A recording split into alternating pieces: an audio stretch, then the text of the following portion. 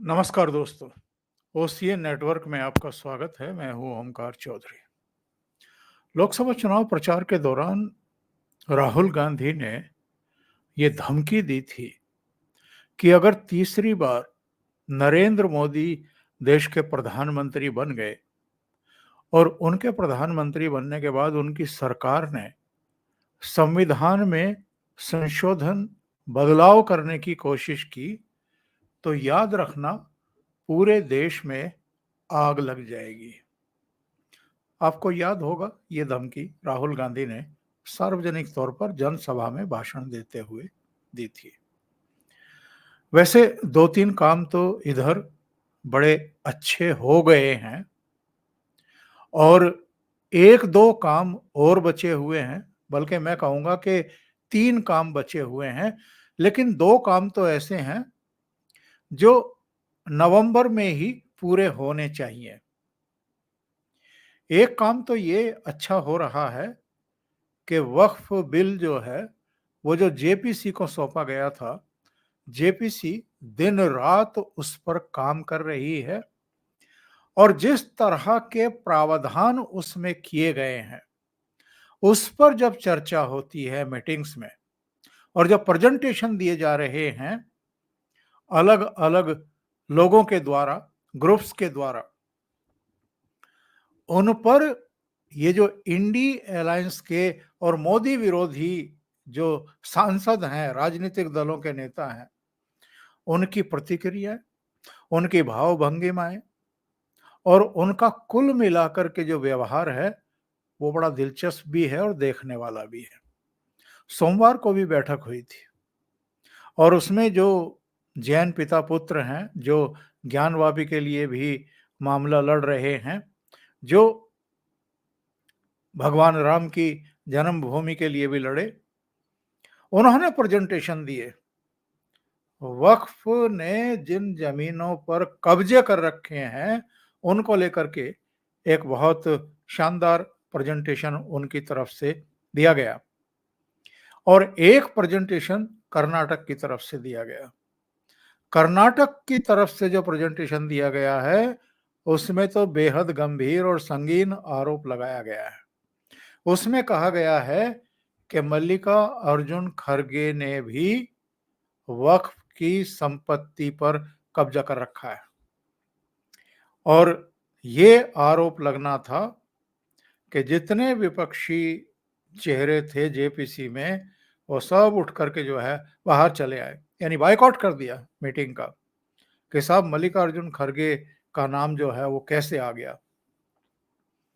और जो पिता पुत्र, जैन पिता पुत्र जो अधिवक्ता हैं, उन्होंने जो प्रेजेंटेशन दिया है, वो उसी की पुष्टि करता है जो असदुद्दीन ओवैसी ने पिछले दिनों खुलासा किया। उन्होंने कहा था कि साहब अकेले उत्तर प्रदेश में ही 1,21,000 संपत्तियां इस समय वक्फ बोर्ड के कब्जे में हैं, लेकिन इनमें से 1,12,13,000 संपत्तियों के कागज वक्फ बोर्ड के पास नहीं है। और इसके बाद से ये समझ में आना शुरू हो गया लोगों के कि मोदी सरकार एक्चुअल में वक्फ बिल, संशोधन बिल लेकर के क्यों आ रही है। एक ही राज्य में अगर 1,12,13,000 संपत्तियों के कोई कागज ही नहीं है वक्फ बोर्ड के पास और वो उन पर काबिज है, तो आप पूरे देश में अंदाजा लगाइए ना कि कितने कितने लाख भूमि जो है वो वक्फ बोर्ड के कब्जे में होगी अलग अलग राज्यों के। तो ये जो काम होने वाला है शीतकालीन सत्र में, शीतकालीन सत्र में बिल आना ही है, पास होना ही है, उसका पूरा रोड मैप जो है वो तैयार है। और जगदम्बिका पाल के नेतृत्व में जो जेपीसी का गठन किया गया है, उसमें असदुद्दीन ओवैसी से लेकर के तमाम पार्टियों के चेहरों को रखा गया है। और ओवैसी को रखा गया है, ये तो बहुत सोच समझ करके फैसला लिया गया है, क्योंकि ये फिर भाग नहीं सकते हैं। पार्लियामेंट के भीतर भी नहीं भाग सकते, पार्लियामेंट के बाहर भी नहीं भाग सकते। राजनीति करेंगे ये सबको पता है, राजनीति अभी भी कर रहे हैं, ये भी कर रहे हैं, कांग्रेस के जो सांसद हैं वो भी कर रहे हैं, आम आदमी पार्टी के सांसद भी कर रहे हैं, संजय सिंह वगैरह, वो करेंगे।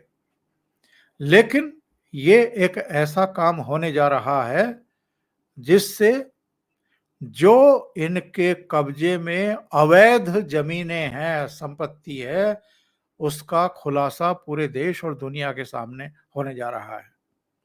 और जिस तरह के प्रावधान वक्फ संशोधन अधिनियम में किए गए हैं, उससे इनकी नींद उड़ी हुई है। और जिनके कब्जे में वक्फ की संपत्तियां हैं किन्हीं भी रूप में,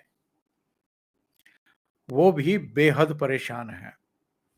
और ये जो जगह जगह आपको आजकल बवाल देखने को मिल रहे हैं, कोई बहराइच में हो रहा है, कोई झारखंड में हो रहा है, पश्चिम बंगाल में हो रहा है, कर्नाटक में हो रहा है, जगह जगह जिस तरह के रिएक्शन हो रहे हैं, जो लोग सड़कों पर उतरना शुरू हो गए हैं, ये माना जा रहा है कि जो वक्फ संशोधन बिल पारित होने वाला है पार्लियामेंट से, ये उसके पहले की बौखलाहट है, बेचैनी है। और ये जो अशराफ हैं, जो अमीर मुस्लिम हैं, जो खेल करते रहे हैं, वो पसमानदाओं को सड़कों पर उतार रहे हैं अपने हितों की पूर्ति करने के लिए। सरकार का तो कहना ये है कि भाई जो वक्फ की जमीनें हैं, संपत्ति है, उसका रखरखाव ठीक तरीके से होना चाहिए, वो पारदर्शी तरीके से सबके सामने होनी चाहिए। उसमें रिप्रेजेंटेशन जो वक्फ बोर्ड बने हुए हैं, उसमें सबका होना चाहिए। ये नहीं है कि एक गुट विशेष का, पार्टी विशेष का या किसी खास विचारधारा के लोगों का ही हो। बहुत सारे उसमें संशोधन सरकार लेकर के आ रही है। लेकिन मेरा कहना ये है कि साहब, ये जो महत्वपूर्ण फैसला होने वाला है, जिसका बहुत लंबे समय से इंतजार था, उससे पहले एक पुण्य काज तो हो गया है। और ये पुण्य काज क्या है? हरियाणा में कांग्रेस की करारी हार और भारतीय जनता पार्टी की जीत, यानी नरेंद्र मोदी को, प्रधानमंत्री को जो घेरने की एक कवायद शुरू हुई थी लोकसभा चुनाव के परिणाम आने के बाद, और जो एक झूठा परसेप्शन क्रिएट किया जा रहा था इस पूरे इकोसिस्टम की तरफ से, कांग्रेस की तरफ से, कि साहब मोदी जी तो चुनाव हार गए हैं। यानी अकेले भारतीय जनता पार्टी की 240 सीटें, एनडीए के घटक दलों की मिलाकर के 293 सीटें, और निरंतरता में तीसरी बार देश के प्रधानमंत्री बने, नेहरू के बाद दूसरे प्रधानमंत्री जो निरंतरता में तीसरी बार प्रधानमंत्री बने। नेहरू के बारे में कहा जा सकता है कि उस समय कोई सशक्त विपक्ष नहीं था, एकजुट विपक्ष नहीं था, तो उनके सामने तो चौड़ा मैदान था, खुला मैदान था, कोई चुनौती देने वाला ही नहीं था। यहां तो पॉलिटिकल पार्टियां तो हैं ही, इंडी अलायंस तो है ही, जो ये इकोसिस्टम है, जो एक्चुअल में विपक्ष की भूमिका निभा रहा है, ये जिस तरह के कारनामे कर रहा है 2014 में भी, 2019 में भी, 2024 में भी, और इस बीच भी जितने विधानसभा चुनाव हुए हैं, महत्वपूर्ण राज्यों के जो विधानसभा चुनाव हुए हैं, इसमें जो इनकी भूमिका रही है, उससे तो लगता है कि जो एक्चुअल में चुनाव लड़ने वाले मोदी विरोधी विपक्षी दल हैं, वो विपक्ष की सही भूमिका नहीं निभा रहे हैं। ये एक्चुअल में विपक्ष बन गए हैं, जो इकोसिस्टम है, जो मोदी विरोधी मीडिया है, जो संगठित गिरोह की तरह काम कर रहा है। तो इसकी पराजय हुई है। कांग्रेस की तो पराजय हुई ही है हरियाणा में, लेकिन इसकी पराजय हुई है। जो कमर कस रहा था ये हल्ला करने के लिए कि देखो पहले तो लोकसभा में लोकसभा चुनाव में भारतीय जनता पार्टी हार गई, नरेंद्र मोदी को रिजेक्ट कर दिया देश की जनता ने, और अब हरियाणा ने भी उस पर मोहर लगा दी अपनी सहमति की, जो लोकसभा चुनाव में हुआ था। लेकिन सैल्यूट है हरियाणा की जनता को, जिन्होंने एक वो साजिश इनकी फेल करी जो ये पंजाब से आंदोलनजीवियों को दिल्ली तक निर्बाध गति से लाना चाहते थे। अब संभव नहीं होगा, क्योंकि भारतीय जनता पार्टी की सरकार है, और जैसे शंभू बॉर्डर पर फरवरी में इन आंदोलनजीवियों को रोक दिया गया था, जत्थेबंदियों को रोक दिया गया था, वैसे ही अब इनका आगे आना और दिल्ली में आकर के गदर मचाना, अराजकता पैदा करना और शांति भंग करके ऐसा माहौल बनाना कि देश विदेश में मोदी सरकार को बदनाम किया जा सके, वो ये कर नहीं पाएंगे। तो एक शुभ काम, एक पुण्य काम तो ये हो गया कि हरियाणा में कांग्रेस पार्टी हार गई। कांग्रेस पार्टी हार गई जब मैं कहता हूं, पूरा विपक्ष, नैरेटिव गढ़ने वाला ये पूरा इकोसिस्टम और देश विदेश में बैठी हुई वो सारी ताकतें जो नरेंद्र मोदी को रोकना चाहती हैं, वो सब पराजित हुई हैं। दो और पुण्य कार्यों के बारे में जो मैंने कहा है वो ये हैं, एक तो झारखंड और एक महाराष्ट्र। ये दोनों चुनाव भी जीतना भारतीय जनता पार्टी के लिए बेहद जरूरी है। झारखंड के बारे में तो बिल्कुल एश्योरेंस, वहां की जमीनी जो सच्चाई है, जो इनके कर्म कांड रहे हैं झारखंड मुक्ति मोर्चा और कांग्रेस सरकार के, और जिस तरह का भ्रष्टाचार हुआ है, और हेमंत सोरेन ईडी के द्वारा गिरफ्तार किए गए, जेल भेजे गए, उससे भी इनकी छवि बहुत खराब हुई है। और जिस तरीके से वहां पर खबरें आ रही हैं भ्रष्टाचार की और दूसरी, उसके चलते भी ऐसा लग रहा है कि वहां पर भारतीय जनता पार्टी की सरकार बनने जा रही है, वापसी लगभग तय है। लोकसभा चुनाव भी इस बात की तस्दीक करते हैं कि वहां प्रधानमंत्री नरेंद्र मोदी को पसंद किया जाता है। भारतीय जनता पार्टी पहले भी वहां सत्ता में रही है, और इस बार तो चंपई सोरेन से लेकर के जो पुराने भारतीय जनता पार्टी के चेहरे हैं, जो अलग हो गए थे, वो भी वापस आए हैं। तो वहां का वातावरण तो ठीक है। महाराष्ट्र को लेकर के थोड़ी बहुत किंतु परंतु इसलिए है क्योंकि लोकसभा चुनाव में शरद पवार, कांग्रेस पार्टी और उद्धव ठाकरे, इन तीनों के जुंटा ने, एमवीए कह लीजिए, इंडिया अलायंस कह लीजिए, उसने एक बड़ा उलटफेर किया। और वो उलटफेर ये था कि 48 में से 31 सीटें तो इन्होंने जीती, एक वो निर्दलीय बसंत दादा पाटिल के पोते, उनको मिला रहे 31 सीटें इन्होंने जीती, और बाकी बची जो 17 सीटें हैं वो भारतीय जनता पार्टी और उसके सहयोगी जो एकनाथ शिंदे की पार्टी और अजित पवार की पार्टी, उन्होंने जीती। तो बहुत सारे लोगों का ये कहना है कि महाराष्ट्र में जो है गाड़ी फंस सकती है। लेकिन जो इस समय वातावरण बना है और जो महाराष्ट्र से सूचनाएं आ रही हैं, चूंकि निजी तौर पर भाऊ तोरसेकर और दूसरे तमाम जो वहां पर सीनियर और संजीदा पत्रकार हैं, उनसे बातचीत होती रहती है और ग्राउंड से भी जानकारी मिलती रहती है, वहां लोकसभा चुनाव के बाद से स्थितियां तेजी से बदली हैं और लोगों को ये रियलाइजेशन हुआ है कि साहब, नरेंद्र मोदी को कमजोर करके हम लोगों ने एक भूल कर दी है। महाराष्ट्र से अगर भारतीय जनता पार्टी को जितनी सीटें 2019 में मिली थी, उतनी सीटें मिल जाती। जिस तरह का प्रायश्चित हम उत्तर प्रदेश में इन दिनों देख रहे हैं, जिस तरह का प्रायश्चित हमने हरियाणा में देखा है, क्योंकि हरियाणा में भी 5 सीटें घट गई थी और 5 सीटें जो है वो कांग्रेस को चली गई थी।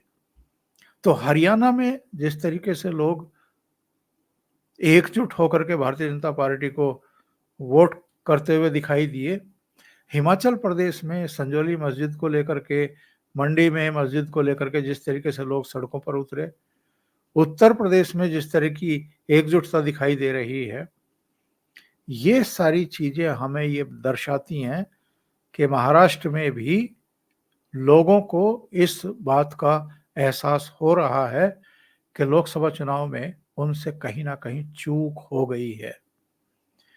और जो जानकार हैं वहाँ की राजनीति के, जिस तरह के वहाँ सामाजिक समीकरण हैं, उनका कहना ये है कि साहब महाराष्ट्र में भी इस बार विधानसभा चुनाव में भारतीय जनता पार्टी, एकनाथ शिंदे ये मिल कर के, और चूंकि अजित पवार भी साथ ही हैं, तो ये सब मिल कर के जो लोकसभा चुनाव में निराशाजनक प्रदर्शन रहा था, उससे न केवल उबरेंगे बल्कि वापसी कर पाएंगे। तो अगर ये दो काम और हो जाते हैं तो आप सोच सकते हैं कि ये कितना बड़ा काम होगा। और ये जो राहुल गांधी से लेकर के तमाम जो मोदी विरोधी चेहरे हैं, जो देश के भीतर भी और देश के बाहर भी जाकर के एक नैरेटिव बना रहे हैं, एक परसेप्शन बनाने की कोशिश कर रहे थे और बांग्लादेश जैसा तख्ता पलट करने के ख्वाब देख रहे थे, मंसूबे बना रहे थे, इनको ये तीन राज्य ही, हरियाणा, झारखंड और महाराष्ट्र, ये तीन ही इनके सारे हौसले ध्वस्त कर देंगे, पस्त कर देंगे। और जो ये ख्वाब देख रहे थे कि हम बांग्लादेश जैसा कुछ करवा लेंगे, तो वो भी मिट्टी में मिल जाएंगे। और जो चौथा काम जनवरी फरवरी में होना है 2025 के शुरू में, दिल्ली का, दिल्ली में भी अरविंद केजरीवाल एंड कंपनी जिस तरीके से बदनाम हुई है, जिस तरह के इनके बहुत ही लचर और खराब परफॉर्मेंस रहे हैं, दिसंबर 2023 में भी जो उन्होंने 205 कैंडिडेट खड़े किए थे, राजस्थान, मध्य प्रदेश, छत्तीसगढ़ में उनकी जमानतें जब्त हुई। लोकसभा चुनाव में 22 कैंडिडेट खड़े किए इन्होंने, पंजाब में, हरियाणा में, गुजरात में, दिल्ली में, उनमें से केवल 3 जीते, 22 में से 3 जीते, 19 हार गए। और हरियाणा विधानसभा चुनाव में भी 88 में से 87 की जमानत जब्त हो गई। ये शो करता है कि इनका पानी उतर चुका है, ये लोगों की नजरों से गिर चुके हैं। जो भ्रष्टाचार में ये मनीष सिसोदिया, संजय सिंह, सत्येंद्र जैन से लेकर के और तेलंगाना के पूर्व मुख्यमंत्री केसीआर की बेटी के कविता, ये सब जेल भेजे गए, गिरफ्तार किए गए। लोगों की समझ में ये बात आ गई है कि साहब ये इमोशनली और फ्री बीज इन के चक्रव्यूह में लोगों को लपेट करके वापसी की कोशिश करेंगे। लेकिन इस बार लोग सतर्क दिखाई दे रहे हैं। तो ये 3 पुण्य कर्म, हरियाणा, झारखंड, महाराष्ट्र, ये तो बिल पेश करने से पहले, वक्फ बिल पेश करने से पहले ये अगर हो गया, तो वक्फ बिल जब पेश होगा, हो सकता है शीतकालीन सत्र के शुरू में हो जाए, हो सकता है मध्यकाल में हो, लेकिन होना है, पास होना है, ये तय है।